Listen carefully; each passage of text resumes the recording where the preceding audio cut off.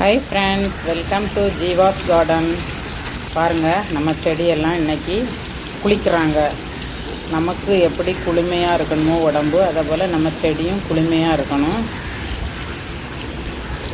அதுக்கு தான் இந்த தண்ணி ஸ்ப்ரே பண்ணுறேன். அப்போ நம்ம லீப்பெல்லாம் ரொம்ப க்ரீனரியாக இருக்கும். பாருங்கள், நம்ம மாடியில் இன்றைக்கி தர்பூசணி காய்ச்சிருக்கு.